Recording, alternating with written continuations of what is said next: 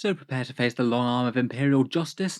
The Adeptus Arbites are here, and the rather cool models are able to field entire squads worth of riot shields or entire squads of shotguns.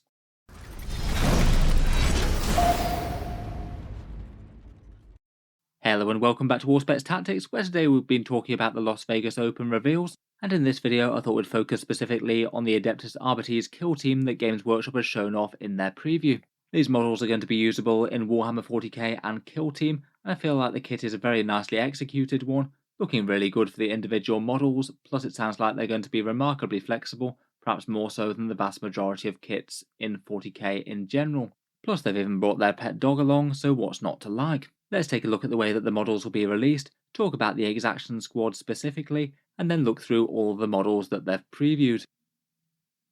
So first up, this Adeptus Arbites squad is called an Exaction Squad, and it will be first appearing in this Warhammer 40k Kill Team box called Soulshackle. It's one of those big ones with the Space Hulk terrain, so it might be more or less useful depending on whether or not you want to build up a board of that, and they'll be facing off against some Drukari raiders, an expansion on the Cabalite Warrior box sets that I'll try and cover later on in the day. I feel like the Arbites squad is by far the main attraction of the box though. They're basically redone from classic Imperial models as their military police, perhaps kind of feeling like the equivalent of the FBI but for Warhammer 40k, an interplanetary organisation that brutally brings the biggest criminals in Warhammer 40k to justice, not just petty crimes within one planet, but others who break Imperial law in more serious ways, according to their preview things like rogue psychers or planetary governors who aren't paying their taxes. They're heavily armed and well trained, though aren't really a battlefield force of Warhammer 40k for the most part, generally just operating in small squads as opposed to full-scale armies. It wouldn't really make sense for them to be their own realised faction in 40k in general,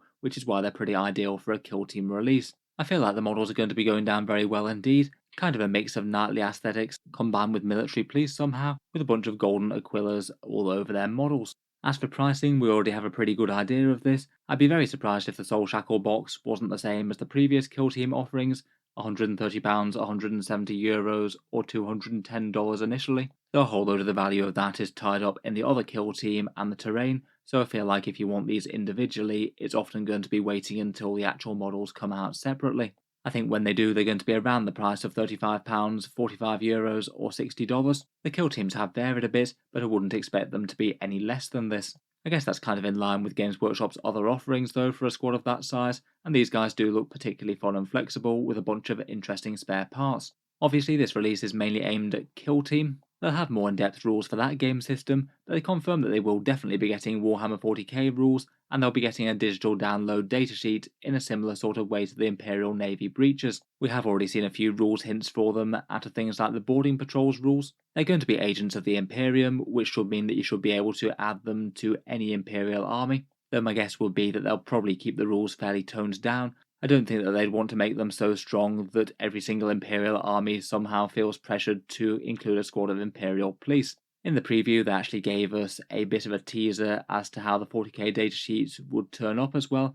Apparently they'd be able to be fielded either as Vigilants or Subductors, two different flavours of Adeptus Arbites, one armed with shotguns and the other one armed with full riot shields and mauls. The Kill Team box itself is going to be called the Exaction Squad, and apparently this team is one that specialises in capturing their targets alive and bringing them back to face Imperial justice, maybe for some sort of unpleasant interrogation, I'm sure.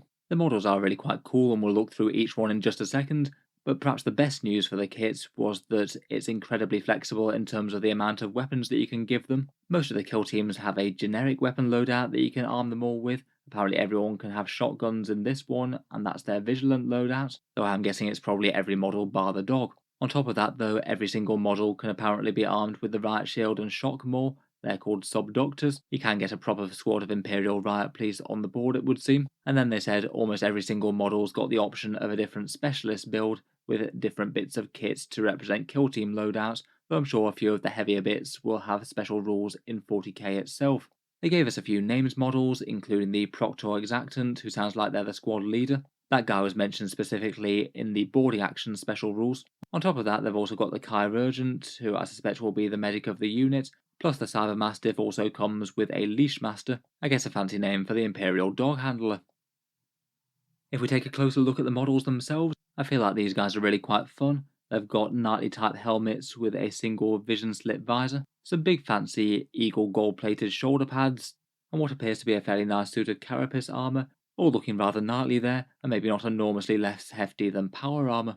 The two on the left here are carrying some shotguns. I guess that the guy on the bottom left is a communications one. Looks like he's got a loudhailer to broadcast his message to their fleeing fugitives. I think the design of that is quite fun, a little hover droney type thing with an Imperial Aquila. The Cyber Mastiff's quite fun, they showed that off earlier in the week. A very creepy little space dog indeed that looks like it's had all of its legs replaced with bionics plus some sort of mechanical spine going on. And it looks like the guy on the top right is the Leash Master leading that doggo into battle. Here we've got a few more interesting specialists, including one guy carrying a rather hefty looking sniper rifle. I guess that's the one that you use if you don't necessarily need to bring your target in alive. For any that they do manage to capture intact, it looks like that guy with a shockmaw also has a pair of handcuffs for them. And then we've got another more stock one with a shotgun and one that's bearing a pistol.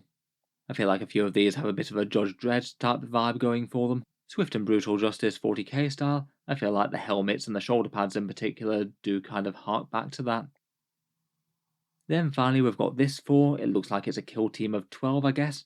On the bottom left we've got an example of the guy with the Riot Shield and Shockmaw. Really quite cool that you'll be able to field an entire squad of those. I feel like it's been a bit sad when they've had quite a lot of other Riot Shield armed 40k models in the past, and you've only been able to equip one model with them and not an entire squad. I feel like for theming purposes that's probably the loadout I'd want to go for if I did get a squad of these to add to 40k. Not sure whether it'd necessarily be the most effective in game or anything, depends on the stat lines and things, but I feel just for pure fun of it that does look pretty cool.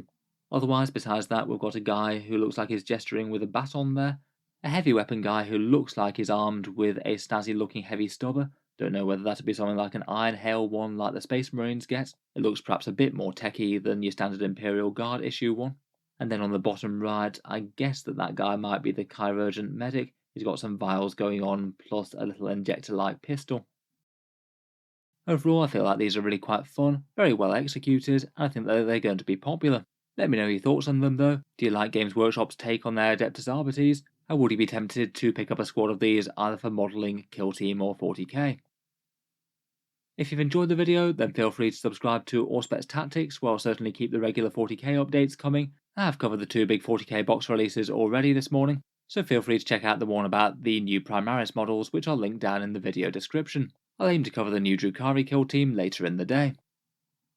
Finally, if you have been enjoying all the videos and the updates on the channel, I would just like to mention that Auspex Tactics does have a Patreon page as well, and you can find that linked in the video description below. Channel patrons do get a fair few advantages, seeing certain videos early, regular votes to see what sort of things come next on the channel, and also automatic entry into the regular prize giveaways with a chance to win some big model kits each month. If any of that sounds good to you or you'd just like to help support, the link is down in the video description. In any case, a massive thank you for listening, and I'll hope to see you guys next time.